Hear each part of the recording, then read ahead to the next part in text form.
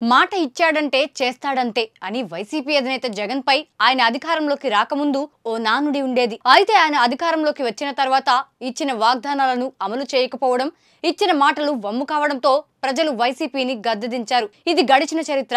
అయితే నేను కొత్త చరిత్ర లిఖిస్తానంటున్నారు జనసేనాని పవన్ కళ్యాణ్. ఎన్నికలకు ముందు తాను ఏదైతే ప్రజలకు హామీ ఇచ్చారో దాన్ని తూచా తప్పక పాటించేలా తనదైన స్ట్రాటజీని అమలు చేస్తున్నారు. అంతేకాదు, ఎవరైతే అధికారాన్ని అడ్డుపెట్టుకొని అడ్డగోలుగా దోచుకొని అరాచకాలు చేశారో వారికి చెమటలు పట్టిస్తున్నారు.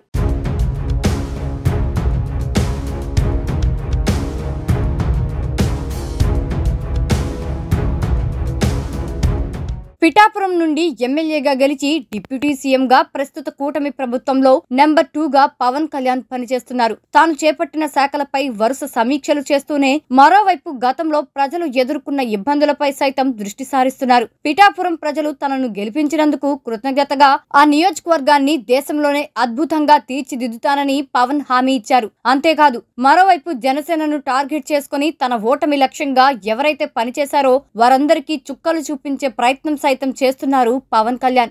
ఎన్నికలకు ముందు తనపై అనుచిత వ్యాఖ్యలు చేస్తూ స్థానికంగా ప్రజలను ఇబ్బందులు పెట్టిన వారికి అదిరిపోయే వార్నింగ్ ఇచ్చిన జనసేనాని నాడు పదునైన కామెంట్స్ తో అందరి దృష్టిని ఆకట్టుకుంటున్నారు.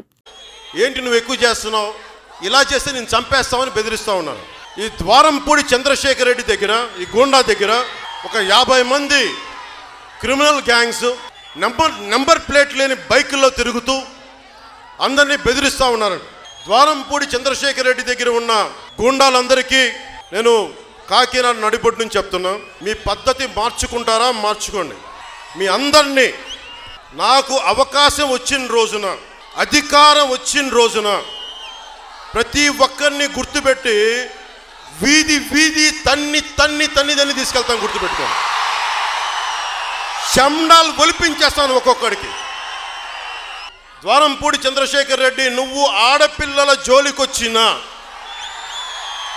నీ గూండాగాళ్ళు ఆడపిల్లల్ని బెదిరించినా, మీ తాతకి చేసినట్టుగా నిన్ను మళ్ళీ బేడీలేసి మరి లాక్కెళ్తాం. గుర్తుపెట్టుకో, నీకు ఆ జీవితం నీకు వస్తుంది. నీకు ఖచ్చితంగా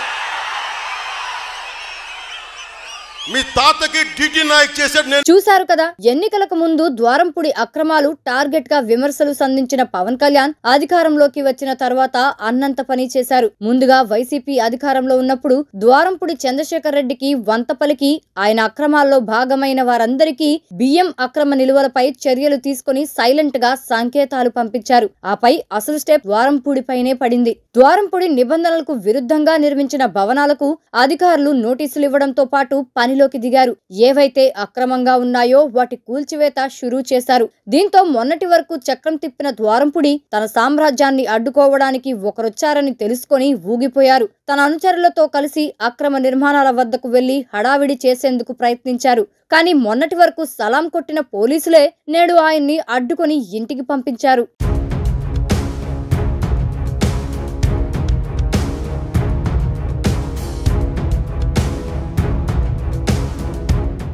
ఏది ఏమైనప్పటికీ ఇప్పుడు కాకినాడ జిల్లాలోనే కాదు, రాష్ట్ర వ్యాప్తంగా పవన్ గురించే చర్చ నడుస్తోంది.